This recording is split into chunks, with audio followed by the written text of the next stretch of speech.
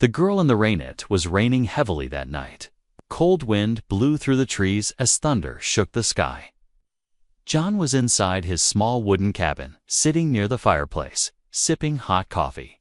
He lived alone, far from the city, near the deep, quiet forest. Life was slow and peaceful for him until that night, around midnight.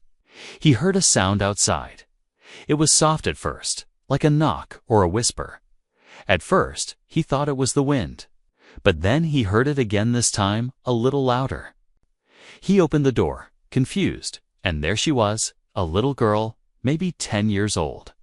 Standing barefoot in the cold rain, she wore no jacket, no shoes, just a thin silver dress that was already soaked. Her black hair stuck to her face, her eyes wide and glowing faintly. She looked up at him, not saying a word.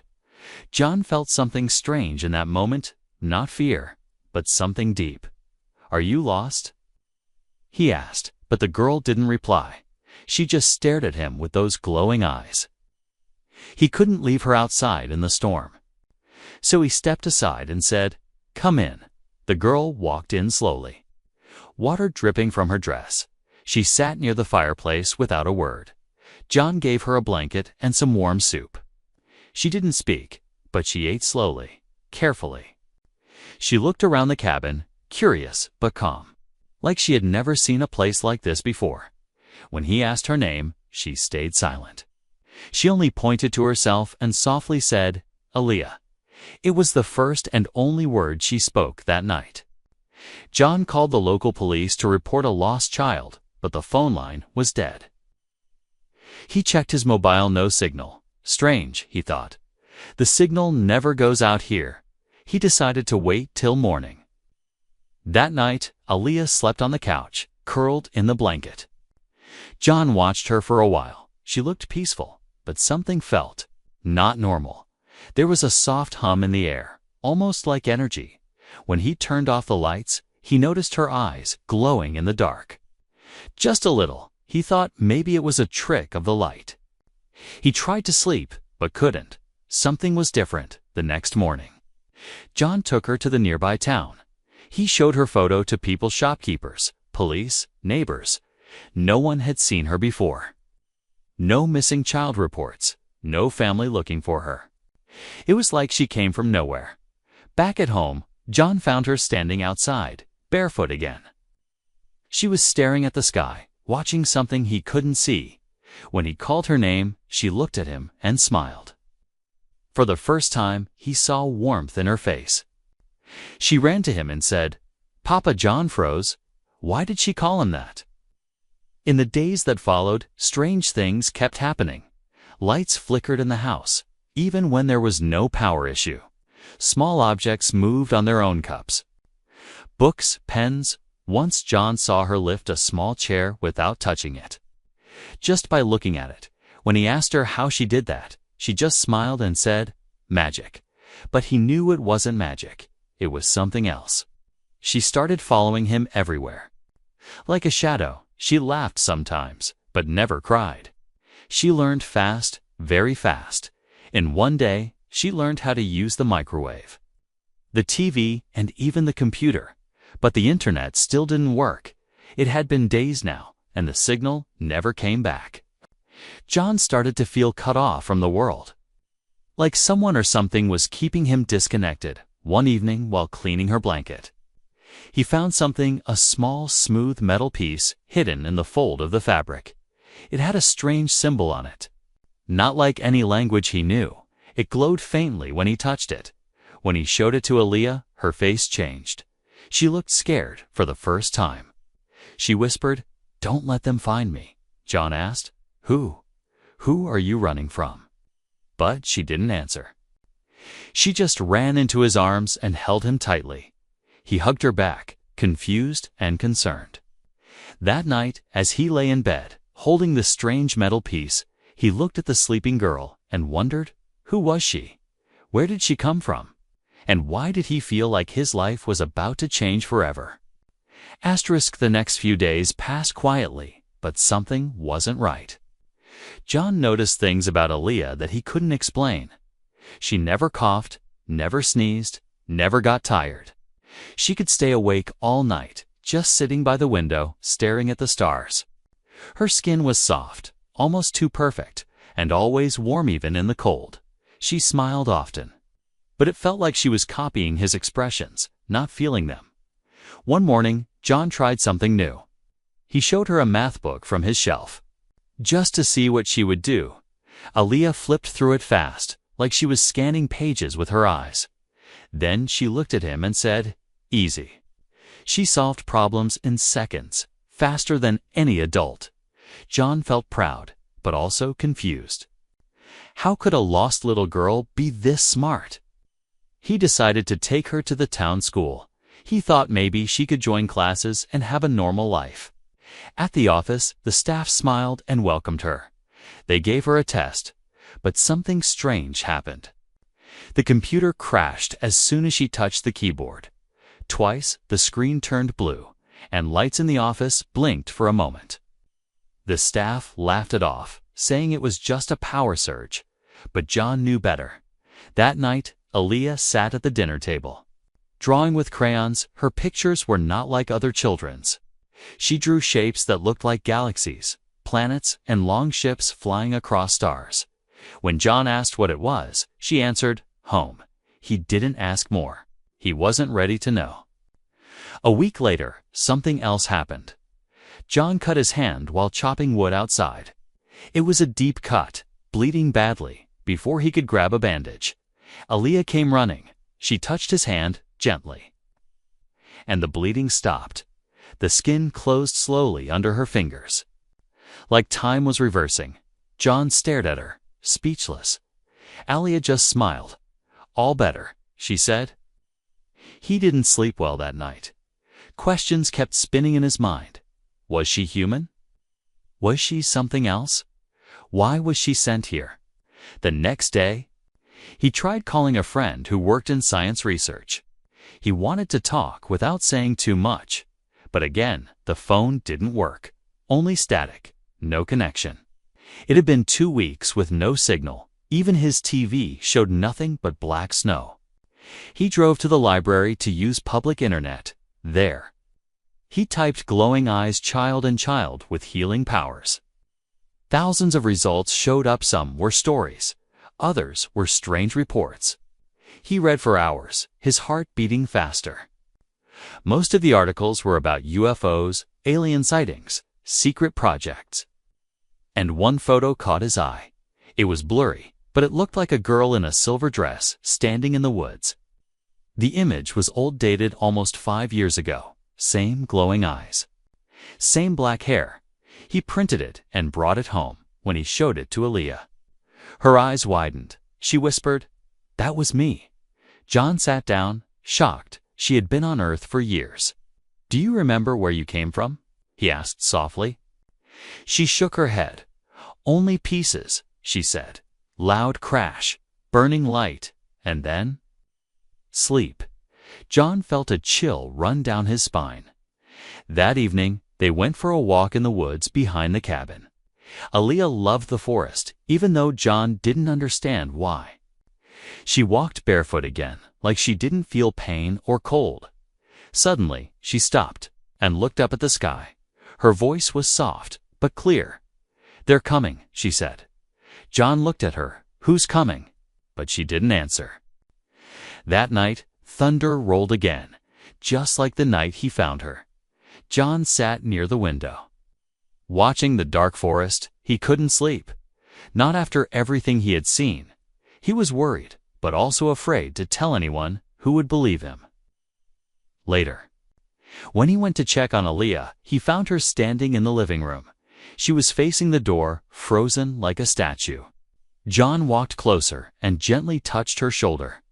She looked at him slowly and said, "They see me now." Her eyes glowed brighter than ever before. Then she walked to him and held his hand. "Promise you won't let them take me," she said. John held her close. "I promise," he whispered, though he had no idea who they were in that quiet moment. With the rain falling again and the house filled with silence, John realized something terrifying. Whatever Aaliyah was running from had finally found her. It started with a sound, not thunder, not wind. It was a low hum, deep and cold, like something from underground. John woke up in the middle of the night, his chest tight, his ears ringing. The lights in the house were flickering again, brighter than ever. Aaliyah was already awake, standing near the window, staring at the sky. "Do you hear that?" John asked, walking toward her. She nodded slowly, her eyes glowing faint blue. "They're close now," she whispered. Very close. Outside, the forest was lit with small, blinking lights, red, white, and pale green floating between. The trees like fireflies, but these were not insects. They moved in perfect lines. Scanning the woods, machines, John's breath caught in his throat. He had never seen anything like it. Suddenly, the lights shut off. Total darkness. No sound, no wind, no crickets. The world outside felt frozen. Aaliyah turned and grabbed his hand. Tightly. "We need to hide," she said, her voice urgent now. John didn't argue. They rushed to the old storm cellar beneath the cabin. He hadn't used it in years. It smelled of dust, rust, and forgotten time, but it was quiet, and it had a heavy door. He locked the hatch above them and sat in the corner. Holding Aaliyah close, she shivered. Even though she was never cold, John whispered, "Who are they?" Aaliyah looked at him. "Hunters." She said, "They look like men, but they are not alive." John felt his stomach twist. "Why are they here?" She took a deep breath. "Because I survived 4 hours." They waited in silence. Above them, faint thuds echoed across the wooden floor. Heavy steps, slow and measured. John held his breath as one of them stopped directly above the hatch. Aaliyah closed her eyes and placed her fingers on the floor. A small glow moved from her skin into the wood, like a soft pulse. The steps moved away again. When the morning came, they slowly climbed out. Nothing was damaged. But something had changed. There were strange footprints around the house, large and clawed, but no sign of who or what had left them. John checked his car. It wouldn't start. The engine was fried, as if it had been melted from inside. Later that day, a black van appeared near the dirt road. No markings, no license plate. It stopped and stayed there, unmoving. John watched it from the window for hours. No one came out. He grabbed his old hunting rifle. Just in case, at sunset, he finally saw someone step out. A tall man in a gray suit, his skin pale, his eyes covered by dark glasses. He walked slowly toward the cabin. Hands empty, John stood at the door, ready, but before the man could speak, Aaliyah stepped beside him. She whispered something in a language John didn't understand.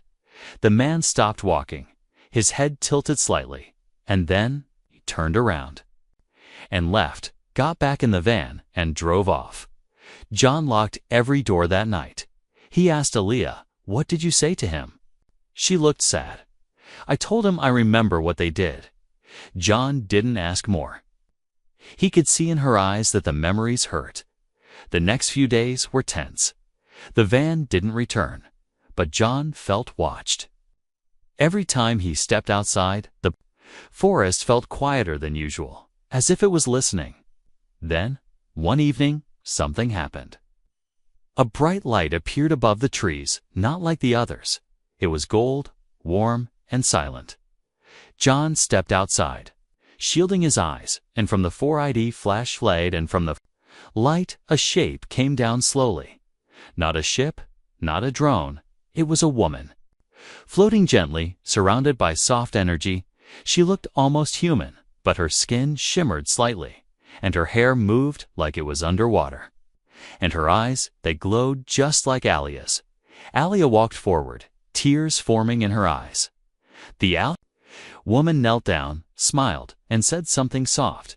Aaliyah ran into her arms. John stood still, heart pounding. The woman looked up at him and spoke. This time in clear English. "I am her mother," she said.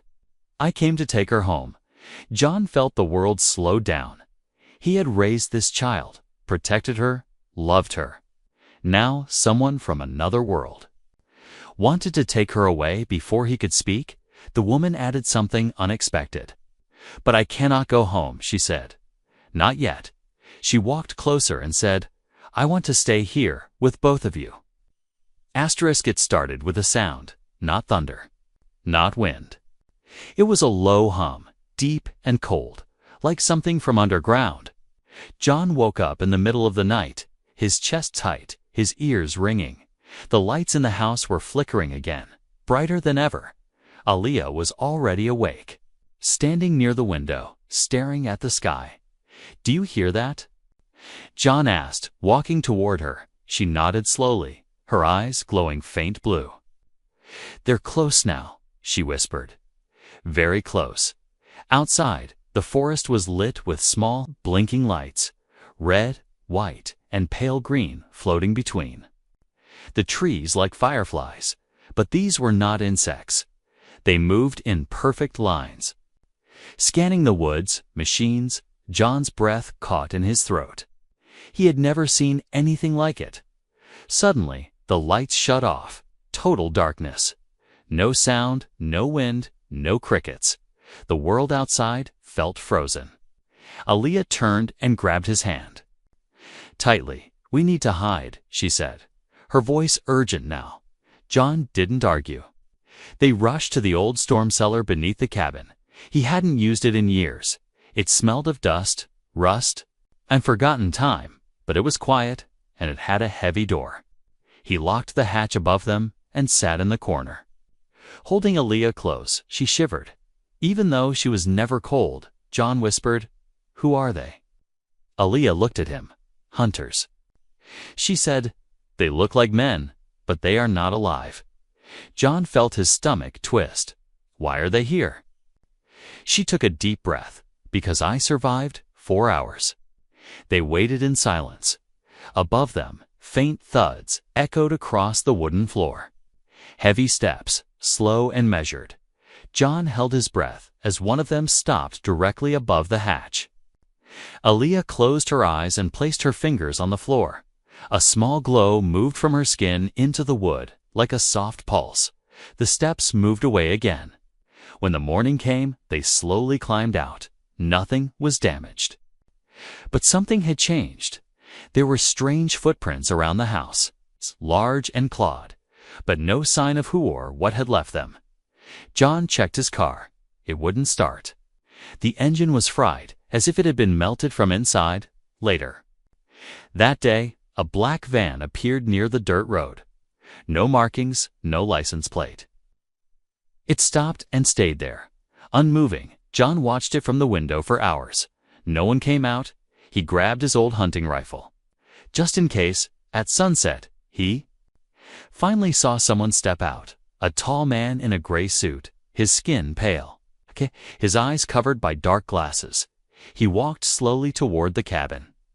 Hands empty, John stood at the door, ready, but before the man could speak, Aliyah stepped beside him. She whispered something in a language John didn't understand. The man stopped walking, his head tilted slightly, and then he turned around and left, got back in the van, and drove off. John locked every door that night. He asked Aliyah, "What did you say to him?" She looked sad. "I told him I remember what they did." John didn't ask more. He could see in her eyes that the memories hurt. The next few days were tense. The van didn't return, but John felt watched. Every time he stepped outside, the forest felt quieter than usual, as if it was listening. Then, one evening, something happened. A bright light appeared above the trees, not like the others. It was gold, warm, and silent. John stepped outside, shielding his eyes, and from the 4ID flash flayed, and from the light a shape came down slowly. Not a ship, not a drone. It was a woman. Floating gently, surrounded by soft energy, she looked almost human, but her skin shimmered slightly, and her hair moved like it was underwater. And her eyes, they glowed just like Aliyah's. Alia walked forward, tears forming in her eyes. The woman knelt down, smiled, and said something soft. Alia ran into her arms. John stood still, heart pounding. The woman looked up at him and spoke. This time in clear English. "I am her mother," she said. "I came to take her home." John felt the world slow down. He had raised this child, protected her, loved her. Now someone from another world wanted to take her away. Before he could speak, the woman added something unexpected. "But I cannot go home," she said. "Not yet." She walked closer and said, "I want to stay here with both of you." The cabin smelled like oil and dust that morning. John had spent all night clearing space in the basement. It wasn't a lab, but it would have to do. Nira said she needed a protected place to build something that could shield them. But before she could begin, she needed to know what was happening to Alia. "She's changing too fast," Nira said, examining her daughter's skin. "Her cells are adapting, but not in the way I expected." Alia sat on the floor, quiet but alert. Her eyes were brighter now, and sometimes they shimmered with symbols instead of pupils. Symbols that looked like language, but not one John could read. "Can we test her?" John asked. Nira nodded, "But not here. Earth's machines are too slow. We need someone who can understand hybrid code." John hesitated. There was one person, an old friend named Marcus. He used to work in biotech before he disappeared off the radar, last John heard. He lived in a cabin up north, completely off-grid. "He doesn't trust anyone," John said, "but he owes me." They left that night, driving through empty roads under moonlight. John had to hotwire an old truck from his neighbor's barn. The radio didn't work, but the engine did. Alia stayed silent the whole ride. Wrapped in a blanket, her breath left small trails of light in the air. She was glowing from the inside. They reached Marcus's cabin before sunrise. It was surrounded by antennas and solar panels. John knocked 3 times, paused, then twice on. Old code. The door creaked open. A thin man with wild gray hair and scanning goggles stared at them. "John," he said, surprised, "you're supposed to be dead. I brought you something more interesting than death." John replied. Marcus raised an eyebrow and looked at Alia. She blinked, and his goggles short-circuited. "I'm listening," he said. Inside the cluttered lab, Marcus took samples, just a drop of Alia's blood. He examined it under a digital scanner that hummed like a hive. The results came fast, but Marcus kept blinking, confused. "This is impossible," he whispered. "What do you see?" Nira asked, her voice suddenly cold. Marcus turned the screen to face them. Alia's DNA twisted and pulsed across the hologram. It was layered 2 full genetic maps stacked on top of each other. One human, one unknown. But the real shock was, in the structure, her DNA was edited, Marcus said, spliced, modified with code. Code? John asked. Marcus nodded. "There are instructions in here, like software." She wasn't just born, she was programmed. Alia looked down, her hands shaking slightly. "Was I made?" she asked in a small voice. Nira knelt beside her. "You were born, but then someone changed you. Why?" John asked, his voice tight. Marcus pointed to a segment of the DNA glowing red. "This part? It's locked. It's not active yet, but it will be." Suddenly, alarms rang through the lab. Red lights blinked above the door. Marcus checked his screen and cursed. "You were followed," he said. "Something is hacking the perimeter sensors." Nira stood quickly. "We have to go." Now, before they could move, the door burst open. A blast of cold air filled the lab as 2 figures stepped in. They wore black suits, but their faces were blank smooth. Featureless masks. John raised his gun, but Nira stepped in front of him. "Wait," she whispered. She raised her hand and the air around her bent. The agents froze in place. their bodies trembling as if held by invisible threads. Nera's voice was like thunder. Low and powerful, "You don't belong here," she said. And with a wave of her hand, they vanished, disappeared into thin air like dust. John looked at her in shock. "You can do that?" Nera lowered her hand, breathing hard. "I wasn't supposed to," she said. "But they broke the rules first." Marcus stood frozen, mouth open.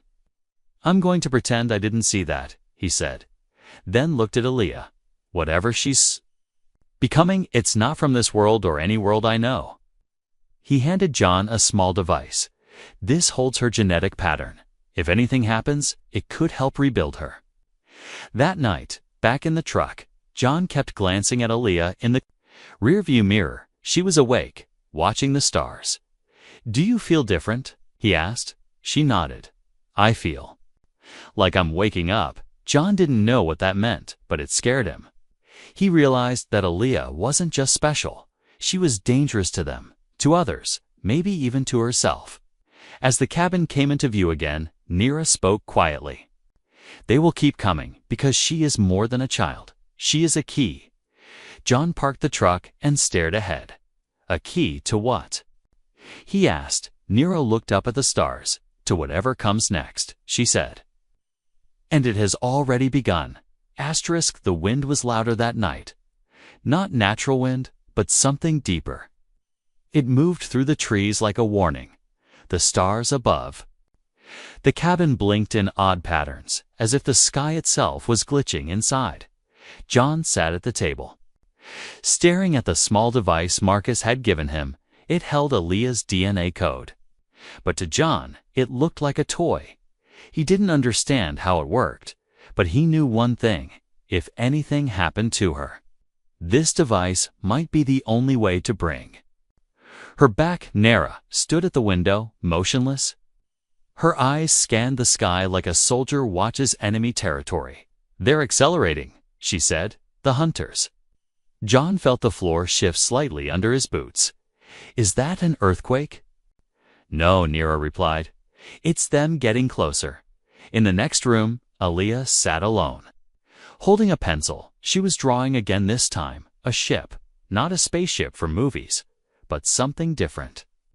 It looked like a giant spiral, made of light and stone, and beneath it, earth cracked open like an eggshell. "Is that where we're going?" John asked, kneeling beside her. Aaliyah shook her head. "That's where they want to send me." She looked up. "I don't want to go there, Papa."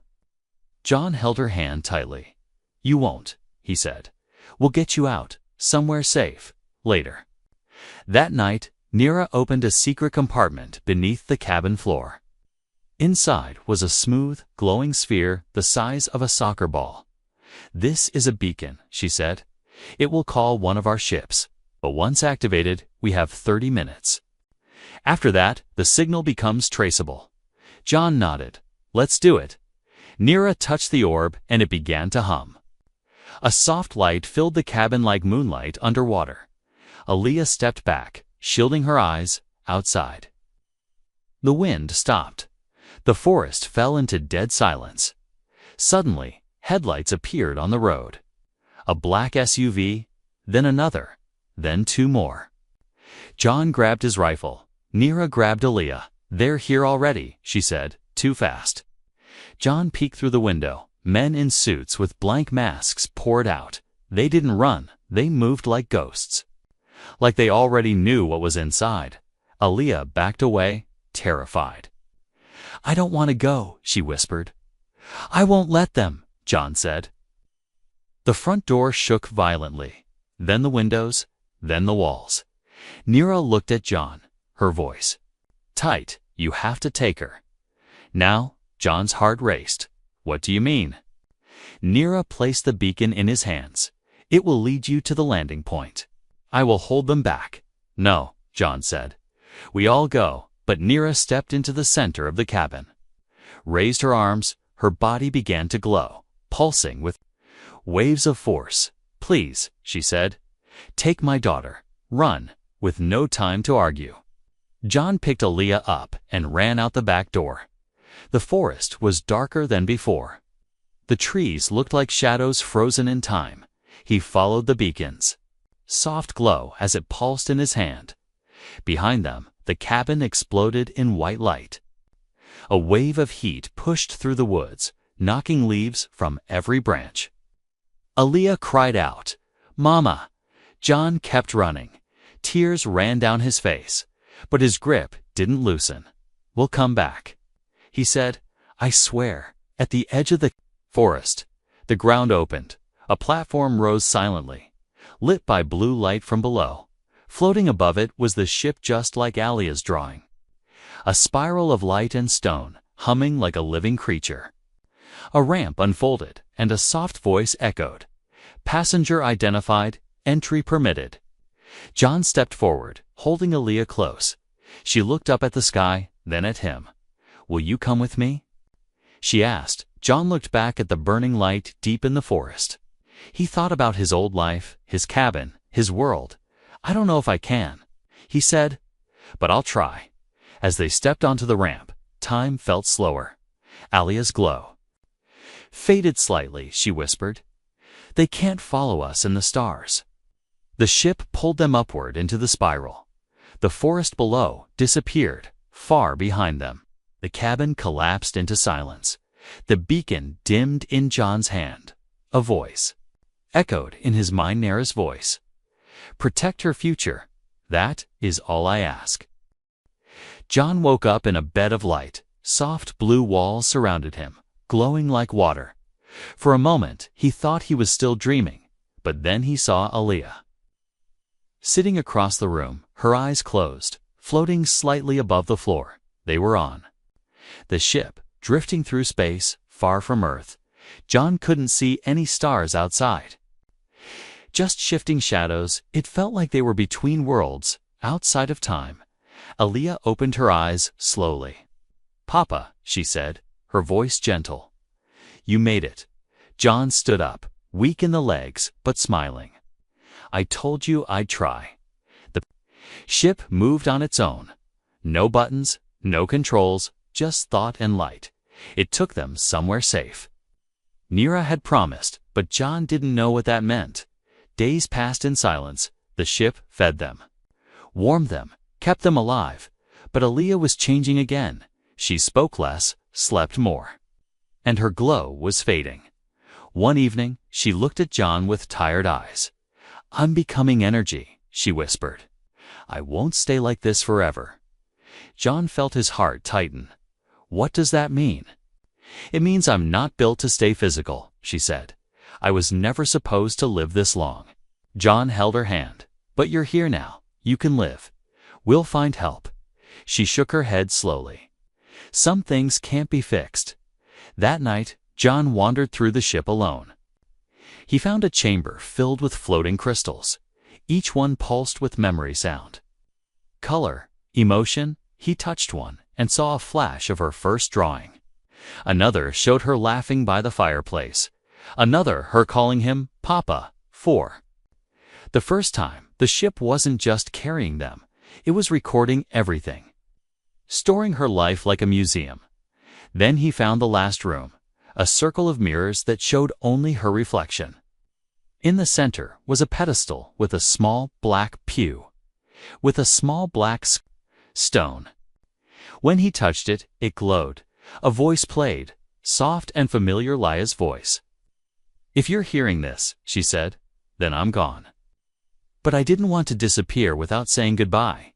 John's hand shook, tears filled his eyes. He dropped to his knees, listening. "You found me when I had no name." The voice continued. "You gave me a home. You taught me what love feels like. I don't think I was made for that, but I'm glad I had it." John whispered, "I love you." Even if she couldn't hear him, the voice kept playing. "I'm not afraid. Not anymore. I'm going where Mama went, but part of me will stay with you, always." Then the voice faded, and the stone turned to dust in his hand when he returned to the room. The bed was empty. Just a faint shimmer of light floated in the air, and a single word glowed on the wall. Hope. The ship slowed. A new planet appeared ahead, green, blue, peaceful. Not Earth, but something like it. The ship whispered in his mind. Safe zone reached. You may begin again. John stood at the edge of the ramp, staring at the new world. He carried nothing but the memory of a girl who was never truly human, but loved like one. He stepped into the warm grass. A breeze moved through the trees. If they were trees at all, it smelled like home, even if it wasn't. Years passed. John built a small home, grew food, lived in silence. The stars above him felt closer here. Sometimes he heard her laughter in the wind. Sometimes he saw small lights dancing above the hills. He didn't chase them. He knew what they were. One night, while walking along the glowing river, he saw something, a small stone, black and warm in his hand. It pulsed once, then spoke. Her voice, "Papa," it said. "I'll return someday." He smiled, looked up at the stars, and waited.